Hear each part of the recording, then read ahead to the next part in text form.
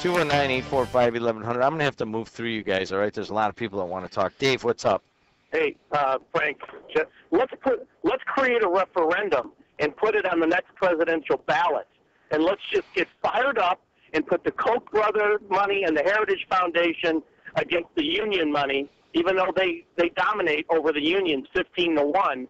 And let's put the vote to the people and have the people decide, just like they did in Ohio and just like they're doing and fighting for it in Wisconsin. Put the vote to the people. And the reason Daniels is doing this now is because if he did it 4 years ago, he never would have got elected. And he's looking for a legacy topic to put his name on. Let's go to Mad Mac on line 3. Mad Mac. Yeah, I don't think your boy Frank there is helping out your argument. I mean, because, as D-Lo, you're like the most pro-union guy. You should rename the station, and not WJOB, like WALFCIO or whatever. But he's not helping your argument at all. The '08 elections clearly told you it's an anti-government, anti-union movement. Everybody's had enough of the gravy train of our government just spending money crazily. The unions have taken way, way, way too much. The pendulum has swung so far one way. Where are corporate profits? Back, and everybody has had enough. Right. All right, hold on a second, Max, just slow down. Go ahead. Where are corporate profits right now? So you tell me about the pendulum swinging, and then you tell me where the profits are right now. The profits are sitting in a bank waiting for opportunities for companies to do what they want to do with the money they made, which is their right. And is there some rule that says, oh, you make money, and when you get to a certain dollar amount, go hire more guys, whether you need them or not? No, there is no rule. It's just good business. Obviously, if the market calls for more products, the only thing that unions want is to be able to make a fair wage, have insurance, and be protected so that jobs don't go all over the world in a global economy. There have been recessions made. You're living in a dreamland if you think unions haven't made concessions to be able to be globally economic and competitive. Everyone has made concessions, but if profits are continuing to rise with major global corporations, but yet unions are making less wages or stagnant, then that's unfair. And so you can't tell me that in 2008, 3 years later, things are good. You have a 10% unemployment rate going on. And so the fact of the matter is the pendulum may have swung in 2008, but that is historical to presidential election, midterm elections. So unions aren't the ones that cause that. That's just a cycle that we see every 2 years in a new election because people want to beat back who's in power. So that happens all the time. But the fact of the matter is that you have to have an equal balance.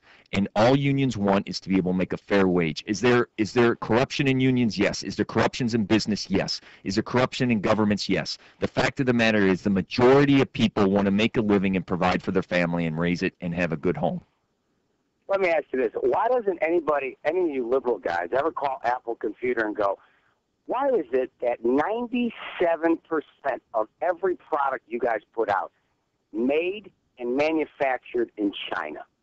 Because they can do what they want. They can change things on the fly. They have the decisions to make their own products, design them, and they don't have to look at a union guy and go, oh, we're not going to make that product now because, well, we're supposed to be on this assembly line, and since you're not running it, we're all going to stand around here and wait at $30 an hour until you guys figure out what, they go, listen, you go from that machine to that machine and do what you're told because it's a job.